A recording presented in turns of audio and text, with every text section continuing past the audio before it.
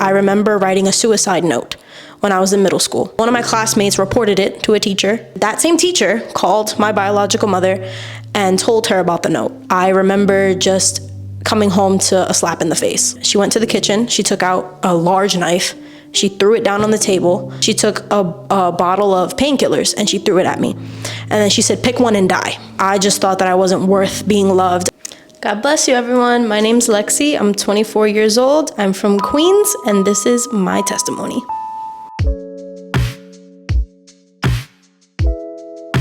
I grew up with two separate households. In my biological mother's house, there was no sense of religion.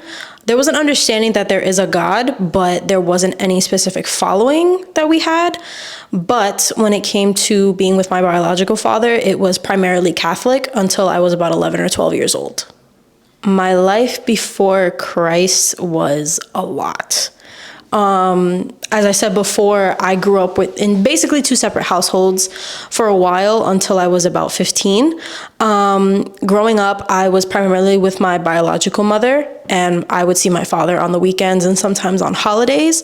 And that was difficult growing up in two separate households. And, you know, being a daddy's girl and not having my dad around 24/7 was also a little difficult. But in the time that I had with my dad, he always made it a priority to do things with me and spend time with me and just make memories. And that's something that I cherish a lot looking back at it now as an adult. But things became complicated when I was a preteen, which is around 10 or 11 years old. Prior to that, my biological mother was very abusive. She was physically abusive, emotionally abusive, mentally abusive. She would say things like, I wish I aborted you. I wish you were never born. You were a mistake. I shouldn't have had you. And I came to the conclusion that all of that was happening because I looked identical to my dad. My dad could never deny me. I looked just like him. And I think that is what bothered her, especially because of what happened when I was younger with my biological mother attacking my father and me being the cause of her being arrested. So I think that is also what fueled her anger towards me. And for a long time, I took it. I never said anything to anyone. I never told anyone about the abuse. It got worse when I became a preteen. That was when the physical abuse was more, for lack of better terms, more common. It wasn't so much of a daily thing. It was just more of an every other day thing.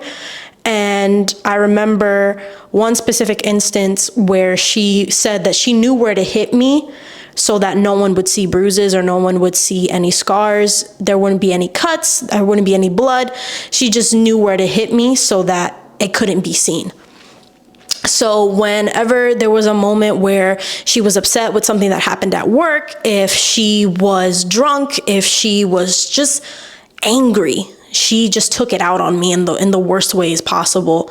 And looking back at it now, I promised myself that I would never do that to my child. No matter how angry I get, no matter how frustrated I am, I will never do that to my child because of just how horrible it felt to just be attacked like that as if I didn't matter. So around the age of 10 or 11 years old, things began to get worse because I was also bullied in school. I was bullied through elementary, middle, and high school. And when I told my biological mother about these things, she just said, just ignore it. Like it's just words. It's just people talking and things like that. But what made it hard to ignore was that the bullying continued at home. So I was a bit of a chunky kid. It's when I got older that I fully grew into my body and, you know, things weren't as noticeable in terms of my weight.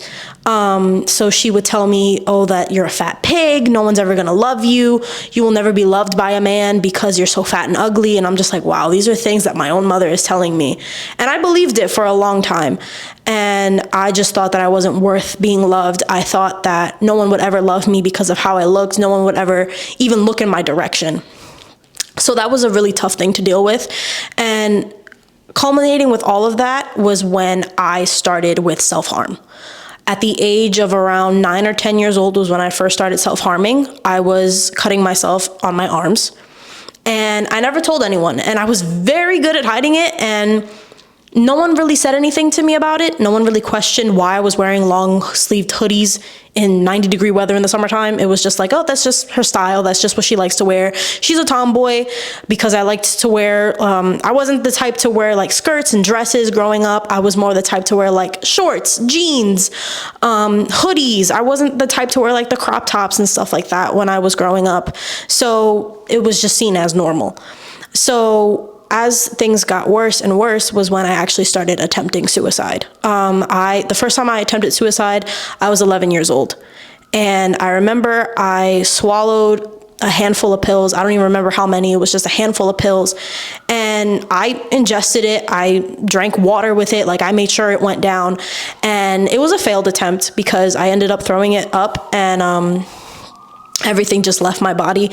I ended up not being hospitalized because I didn't say anything. This was around the time that I was home alone, so my biological mother didn't know, and I was still living with her at the time, and she never knew. So once I became 12 or 13 years old was when things started to get worse in terms of the self-harm and the suicide.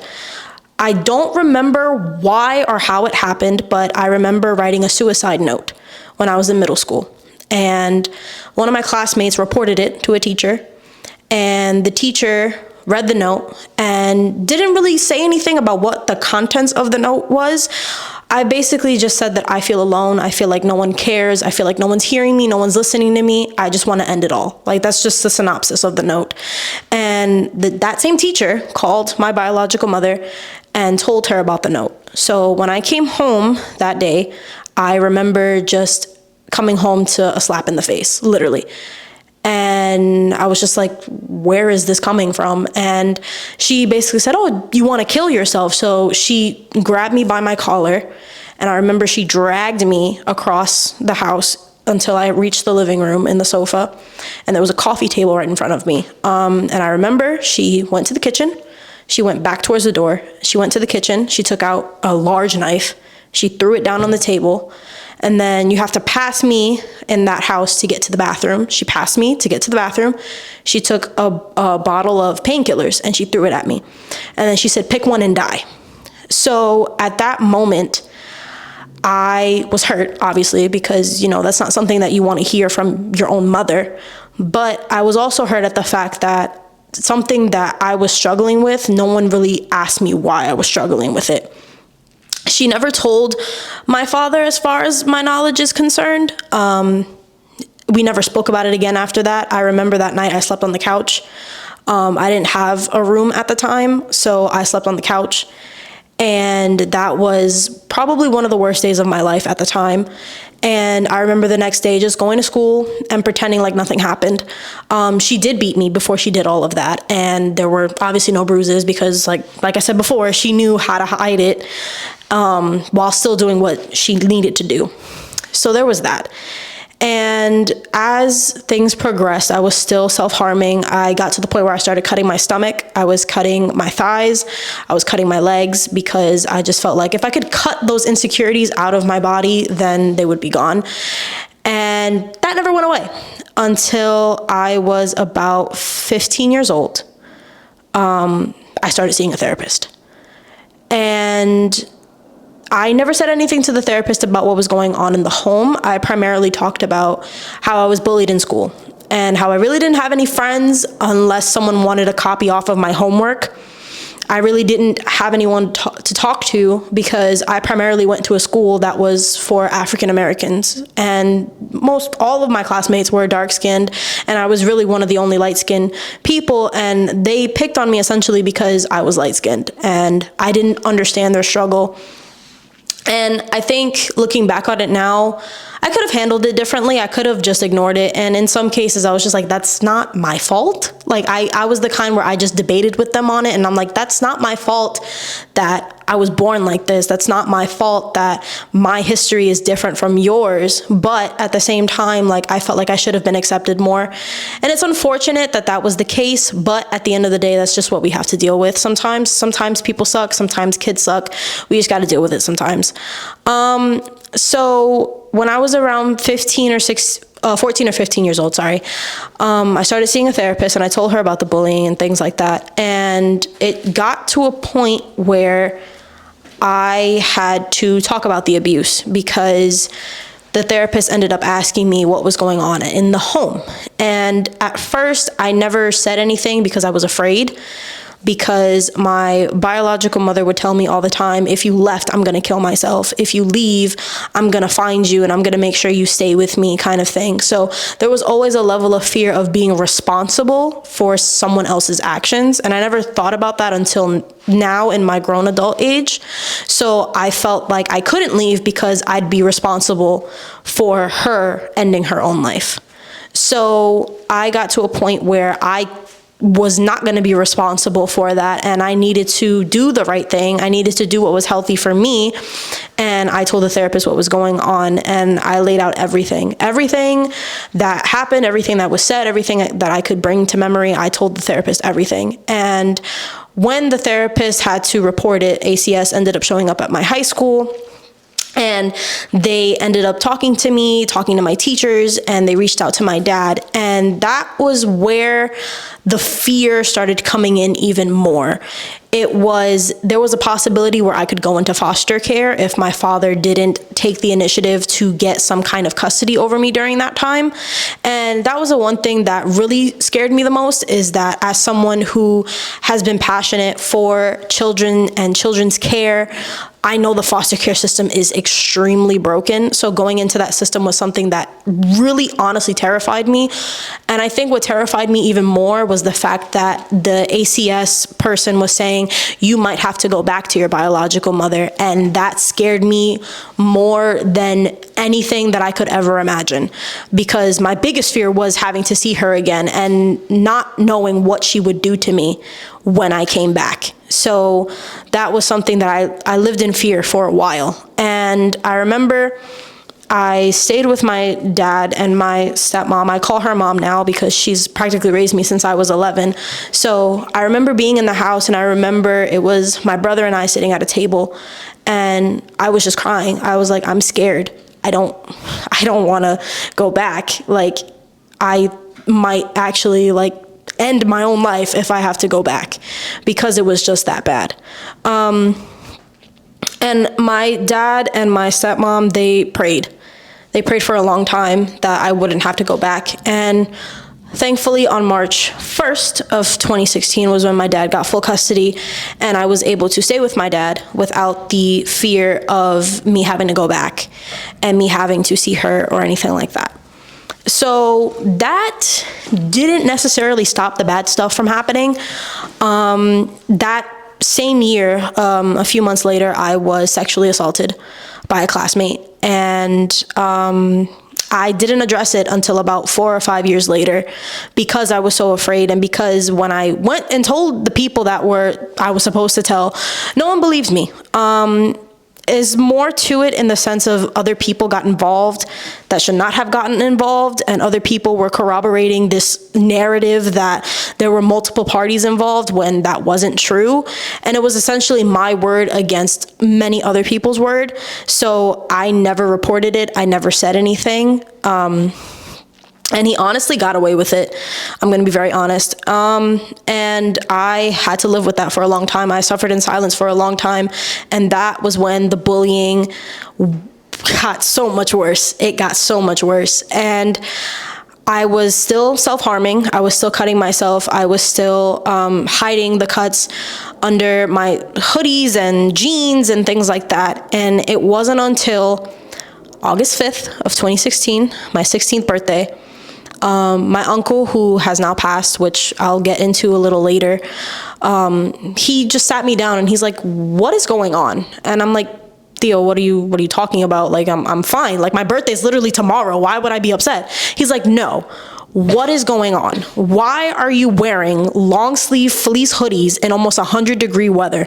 Why are you wearing jeans with long jeans in almost 100-degree weather? What is going on? And I said, Theo, I don't know what you're talking about. And I was wearing a hoodie and I was wearing pajama pants. And my uncle said, lift up the sleeve. And And I lifted up the sleeve, and that was when he saw the cuts on my wrists and my arms. And my uncle said, "Are there any cuts on any other parts of your body?" I said, "Yes, on my stomach, on my thighs, and on my legs." And at that moment was when I felt like I was heard and understood. No one ever asked, and I wasn't expecting anyone to ask. I wasn't asking for that attention, because even now I still find myself to say I don't tell people about the things that I'm going through because I don't want to be a burden. But I never told anyone, and my uncle was the only one that actually sat me down and said, "No, we're gonna figure this out right now." So he sat me down and he said, "I need you to promise me one thing." And I said, what is it?" And he said, "I want you to promise me that you will stop self-harming, you will stop attempting suicide." At that point, I had attempted suicide at 3 other times when the bullying got intense at different points. So we're at 4 suicide attempts now at 16. So my uncle made me promise, and he said, "I don't want to bury my niece before my niece has to bury me. So please stop. I'm not going to say anything to anyone. I will let you decide when you want to open up and tell people what you're going through and tell people what's going on, but I need you to stop." And from that day forward, I have not even touched any method of self-harm. I never attempted suicide again. I never did anything, because I made that promise to my uncle. And it was just nice to know that someone understood what I was going through, and it wasn't just, "Oh, just ignore it, like just let it go." That's not something you can very easily let go, and I had grown close with my uncle at that point. So fast forward now, I'm 17, turning 18, and it's my high school graduation. And my father and my now mom, my stepmom, asked me if I was willing to invite my biological mother to my high school graduation. And at first I said, absolutely not. Not happening. No. She does not deserve to see me at my best points when she is responsible for the lowest points in my life. I was very bitter. I was very angry. And I just didn't want her to have any part in my life because of all the hurt and the pain that she had caused me. She was primarily the reason for 3 out of the 4 of my suicide attempts. And I did not want her around. I did not think that she deserved to see me at my best point in my life at that time. So my stepmother, now mom, she is a woman of God. And she told me, she said, I understand you're bitter. I understand you're angry because she hurt you. But, every day we do things that are against God. So would you want God to say, no, you don't have a place in the kingdom because you did things to hurt me? And I was like, no, you're right. So she said, just invite her. You don't have to talk to her. You don't have to say anything. Just invite her. Give her that respect as your mother. And you invite her. So I was like, okay, fine. You invite her, you guys send her the information. I personally don't want to communicate with her. You go ahead and send the information. They sent the information, and then the day of graduation shows up. She was there, and my parents were there, my grandparents were there, my best friend at the time was there, my youth pastors at the time were there, and it was probably one of at the time, the greatest achievement that I think I had at that moment, because through everything I got through. And at the time, I knew that it was God because of the fact that I was going to church and I was, seeing what God was about and learning about God, but I never had a relationship with God. So I think that was something that was still lacking in the aspect of a godly relationship and really truly knowing who God is. So now we get into college, and this is kind of where things took a turn for the worst, in the sense of I made the mistake of thinking that college was going to be easy. My first year of college, I went to St. John's University, and I was on a scholarship because of my GPA and my test scores and things like that. I got into every single college that I applied for, which was about 8 or 9 colleges, and I ended up going to St. John's because they gave me a scholarship. And I lost the scholarship. That year, I think I went crazy in the sense of I could do whatever I want, And I was smoking weed, I was drinking, I was partying, and I was doing things that I know I shouldn't have been doing. And it caught up to me. and I lost my scholarship. I transferred out and I went to a school in Long Island called Old Westbury, and I ended up graduating from there. But with that, things also took a turn because of COVID. So we all know COVID happened in 2020, I believe, like early 2020. And it was hard being remote. I'm not the kind of learner where I can just sit in front of a computer and read things and just take it all in that way. No, I need to have someone physically explain things to me. That's the best way that I learn. And remote learning was extremely difficult for me. But somehow, some way, I made Dean's List the first semester of COVID, which I found very interesting, shocking, made myself very proud. But I was surprised that I even managed to make it through with remote learning. But things took a turn in February of 2021. So my uncle that I had mentioned before, who made me promise him to stop self-harming and stop with suicide and everything, he ended up passing away. He had COVID, and he ended up passing away in February of 2021. And I still remember every single detail to this day of how I found out, how I got the news. I remember being in my room, and I remember I had a desk. I had one of those bed setups. I forget what it's called, but it was a desk and then the bed was on top. And I remember I was sitting at my desk talking to my friends, and I remember sitting on the floor in my beanbag, and I was just talking to my friends. We were playing games, and the last thing that I heard about my uncle was that he was recovering and he was actually doing okay. So I thought, okay, he'll get through this, like he'll be out of the hospital. He's going to be fine. And it was around 9 or 10 o'clock, if I remember correctly. My dad walks into my room and he says, he's gone. And I'm like, what? And my dad said, your uncle Marcelino has passed. And the moment he said that, my heart shattered. I felt like I lost the one person that truly understood me. And I remember the first thing I did was I screamed. And I cried and I said, no. I just kept saying no.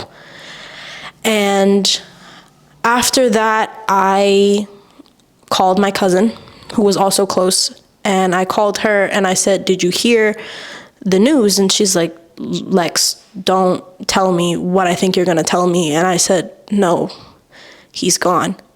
And she started crying, and it broke my heart. It broke my heart even more to hear her crying, because my cousin is one of those strong ones that she really doesn't cry. She really doesn't show her vulnerability. But she screamed for her mom, she screamed for her dad, her brother, and she lives in Pennsylvania, so it was even harder for her to have to deal with that miles away. So I remember I hung up, I let her have her moment with her family, and I called my friends and I told them all what was happening, and I was just distraught. And I remember that night I did not fall asleep as quickly as I normally do. And I was hurt.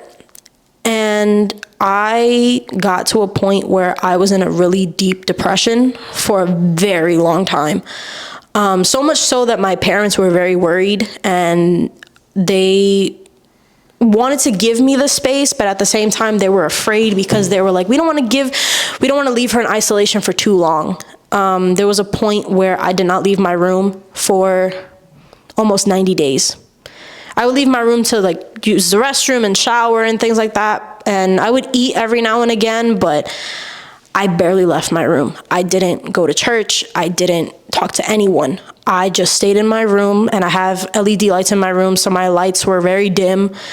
And I stayed in darkness, just watching mindless television for weeks. And it was hard. It was hard on my parents, because I know my parents were upset at the fact that I was hurting. And the funeral and the burial, it just made it very real for me that he was gone and that he wasn't coming back. And that also, around that time, was supposed to be the semester that I was supposed to finish and graduate. So the semester in which I was supposed to finish and graduate, I failed all of my classes. I barely went to class, I barely turned in my assignments, and I failed everything.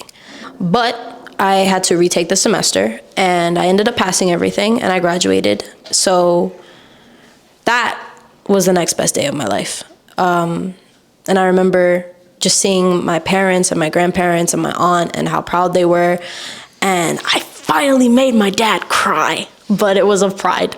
So it allowed me to have even more motivation to make sure that I do it, because my dad's biggest goal was to make sure that his kids were successful. His kids went to college, his kids got their degrees, and he did it with his baby girl. So next is my brother, hopefully, God willing. But I know I made my dad proud that day, and I'm still gonna keep going, and I am still going. So after that, I applied for law school. My dream has always been to be a lawyer since I was 4 or 5 years old. And I never knew what kind of lawyer I wanted to be. I just knew I wanted to be a lawyer. And as I went through what I went through with being abused and essentially abandoned by my own biological mother, because once I turned 21, she said, go ahead, she's your problem. I don't want anything to do with her. There was a sense of abandonment there. So I solidified at that point, after I went through the abuse that I went through and everything with the court case and, the custody battle and things like that. I decided I want to be a child advocate attorney. So at that point, once I graduated, I applied for law school. And unfortunately, I did not get into any law school except one. But they weren't offering me any kind of aid, and it was all the way in Virginia, and you need a car to drive in Virginia, and I did not have a car. Had my license, but no car. So I just decided to not proceed with going to law school, and a lot of the schools that I applied to came back to me and said, you'd fare off better if you had a master's in something related to law. So that's exactly what I did. I applied to one master's program, which is actually funny. I applied to go to John Jay, and I applied for the criminal justice master's program. And I didn't get in, but I was not gonna just take no for an answer, because John Jay was a school that I had been looking at for my undergrad, and I didn't get accepted for undergrad, but I said, John Jay is one of the best schools for criminal justice, for law, and I'm gonna find a way to go. So I emailed the dean of students, I emailed admissions, I emailed whoever I needed to email, and I said, look, I need to go to this school. This school I know has the tools that I need, and you are passing up the opportunity to have one of the best alumni that you could probably ever have from their graduating class. Whichever graduating class I will be, you are passing up the opportunity to have a really good, notable alumni. Give me this opportunity. I promise you, you will not regret it.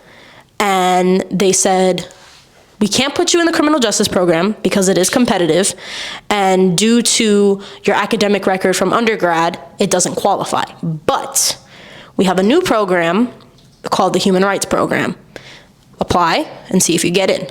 I applied, and a few weeks later, I got my acceptance, and I got into John Jay. So I am still at John Jay.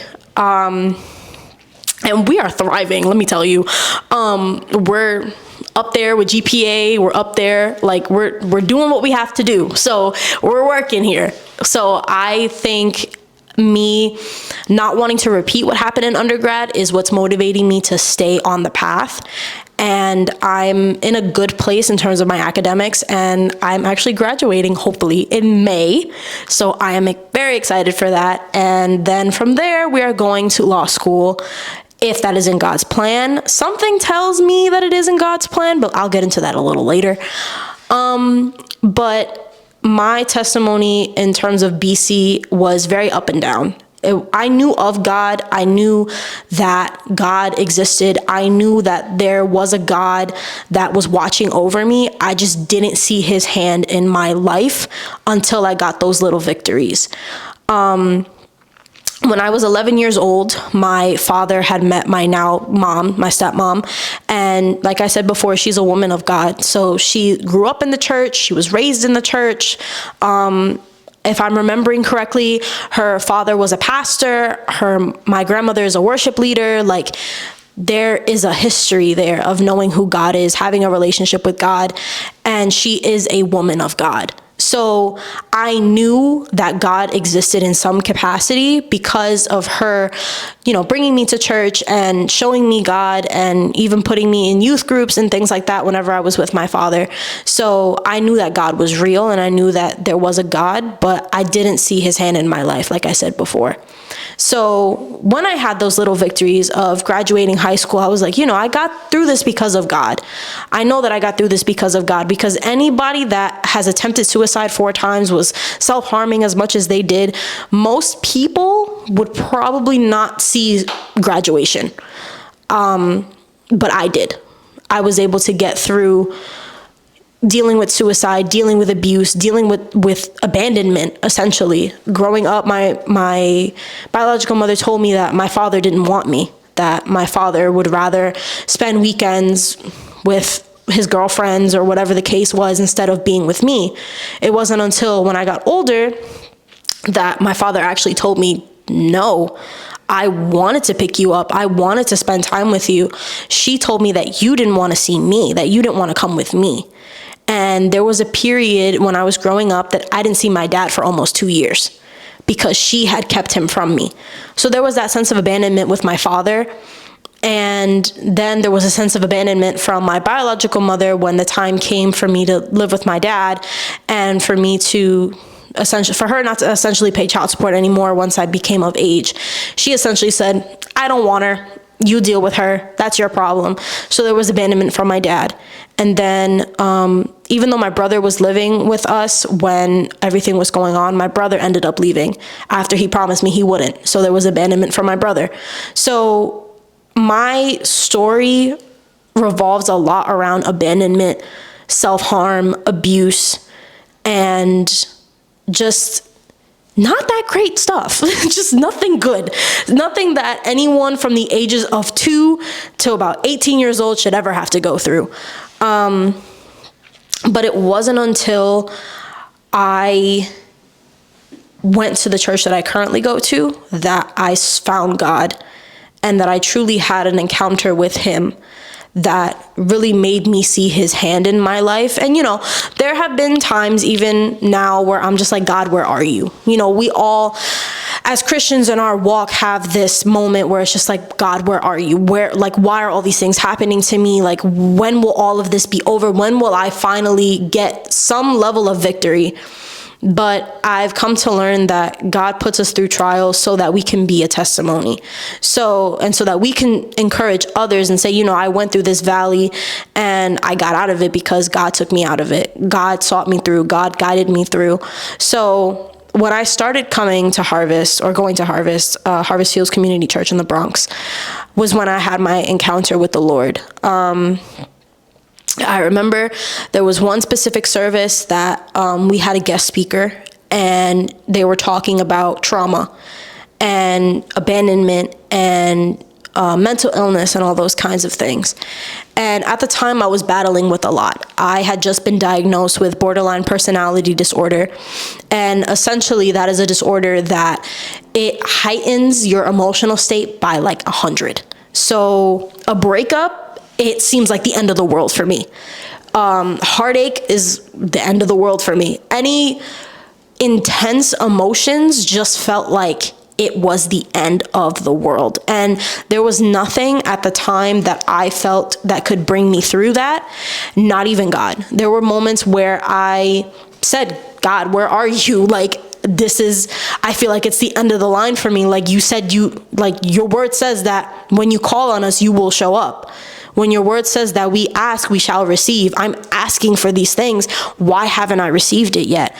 And I've come to learn as well that God doesn't give us what we want because that's not with his will. He gives us what will, like I said, be a testimony to others, but will also glorify him in the end. So when I was going through all of these things, the sermon was basically talking about how it's a form of bondage, essentially. And we had to let go. Because if we don't let go, we're just keeping ourselves in the valley. We're, like my mom says, we're making camp in the valley. We're accepting mail in the valley. We're paying rent in the valley, you know, and that's not something that people want to stay in. That's not something I wanted to stay in.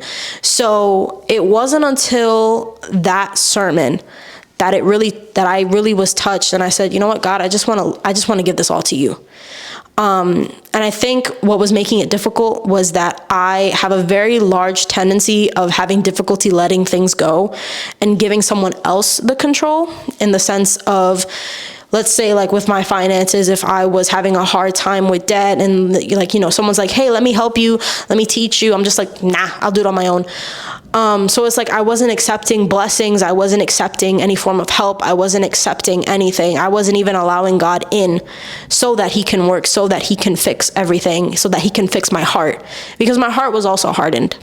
I just remember just letting it all go. And I remember just saying, God, I give this to you. I let it go. Whatever you want to do, you do it. And there have been moments, I feel like most Christians have this moment where they kind of backslide for a little bit. So I was in a relationship that ended pretty recently, and the way that it ended broke me. It truly, honestly broke me. It was not something that I thought was ever going to happen. I thought that this person was for me. And I remember one day praying, because we were going through a rough time, a rough patch. And I said, God, if this is the person for me, then show me. If he is not for me, give me a sign that I need to walk away. And God gave me that sign, and it was time for me to walk away. And I remember that night I went to young adults, and I remember we were supposed to have a guest speaker, but that turned into a prayer and worship night. And I remember just getting on the floor, getting on my hands and knees, and I just said, thank you, God.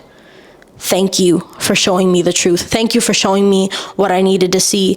And I said, I surrender it all to you. I surrender my desire for a husband to you. I surrender my desire for the things that I want that are not of you, Lord. Whatever you want in my life, I give you complete and full control.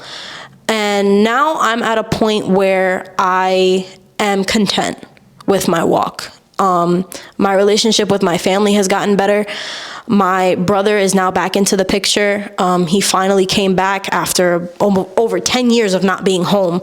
So I know that God is working in my life, and I see, you know, prayers being answered. I have the friends that I've been praying for so long. I have, you know, the involvement in ministry that I prayed for so long. And I'm just so grateful that God gave all of these things to me. It wasn't in the way that I wanted. It wasn't in the timing that I wanted, but it was God saying, let me have my time. Work on my timeline. Don't work on yours. Don't rush my time. And that was something that I had to come to terms with. And looking back on it now, it's something that I'm glad that I did, because had I not, I probably would have been worse off. And I would not be where I am today if I did not let God take the wheel of my life. When people say, Lord, take the wheel, I said, Jesus, take the wheel, and he went there. So I'm grateful to the Lord every day for what he's done, what he's given me, what he's going to give me. And I've also come to learn to thank the Lord in times of difficulty. That's something that's very hard for a lot of believers, where it's like, you know, you're dealing with financial issues, you're dealing with relationship issues, you're dealing with issues with friends, with family, and you're just like, God, why is this happening? But at the same time, we should be saying, thank you, God, for this happening. I have friends that I can have problems with. I have family that I can have problems with. If I didn't have the family, if I didn't have the friends, I would be in a kind of a bad spot. Thank you, God, for even giving me money to have trouble with, you know, like, it's just even the little things that I am learning to thank God for it. And even in my prayer that day, I said, you know, God, this hurts. It hurts that I found out the truth, but thank you. Thank you for showing me anyways. Thank you for allowing me to see what was happening, what was going on in the background. And I've been on my walk with the Lord ever since. My life in Christ now it's a little up and down, I'm not gonna lie. Some days my mental disorder kind of takes over in the sense where I, kind of isolate for a little bit. And I think that's where the Lord is working on with me, is, as one of my friends loves to say, learning to insulate instead of isolate.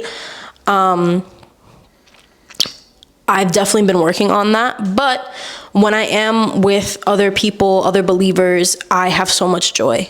When I'm in church, I have so much joy. I have found joy in my church. I have found joy in spending time with the Lord. I'm rebuilding myself, basically, with the Lord. I have taken a class called Experiencing God at Harvest. And when I was going through a rough time, I needed that the most. So I think taking classes like that, I'm also in a course for soul care and healing from the wounds of trauma. So I think all of those things have allowed me to see that God is with me, that God has his hand on my life. And it's just a matter of allowing God to fix my heart and to fix everything, not just my heart, but everything.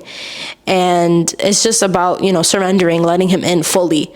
And I've given God complete control over things that I know I can't do on my own. And it's different when it's a full surrender. And I think that's where I am right now. I am surrendering to the Lord slowly but surely, but I am allowing him to work in me. I would say the area of life that God is growing me in, one is the insulation instead of isolation. Isolation is not what the Lord wants for us, unless it's with him. And I think the issue that I had with my isolation periods is that I didn't turn to God. I wasn't reading my Bible. I wasn't praying. I wasn't doing anything. So I think in my times of isolation where I truly just want to be by myself, I need to take advantage of that and spend time with God instead.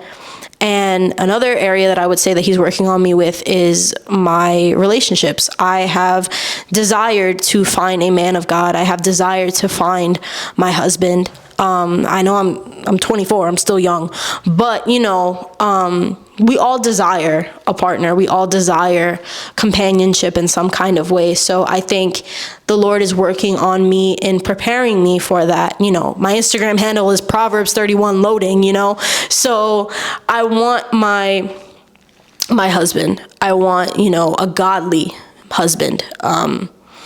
And I know the Lord is preparing him for me the same way that the Lord is preparing me for him. So I think it's just trusting in that instead of going out and finding that on my own. So I think that's another area that God is working with me on. If someone asked me why should I follow Jesus, I would say because he gives you everything you need. I have a friend that he was very combative about Christ. And he had a bunch of questions, and he's like, why would God send Jesus to die on the cross if the world is still so bad?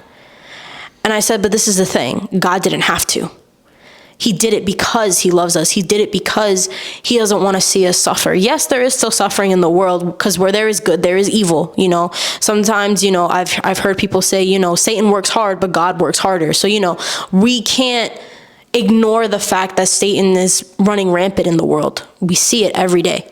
But at the end of the day, those who believe in Jesus will have everything that they need. And that's everlasting life. And I feel like in working our way towards that and following God, we get to that point. We get to that point where we can walk on streets of gold. And like my mom says, with air conditioning, and I don't want to send my friends, ice water, because it'll be evaporated by the time it gets there, So I tell people all the time, I'm like, because it's worth it. And, you get everything you need from it. Those who believe in God, you will see the fruits of the labor that you put into your relationship with God. You will see the fruits of the Spirit when the Holy Spirit lives in you, when you allow the Holy Spirit to infiltrate into your heart, your mind, and your soul and your body. You will see the fruits of that when you follow Jesus, when you follow the commandments, when you follow the things of the Bible without it turning into legalism. Let's start there. But when you develop that relationship with God, you won't hear the words, "Turn away from me, for I never knew you." That is my biggest fear now. I never want to get to that point and Jesus says, or God says, turn away from me, I never knew you.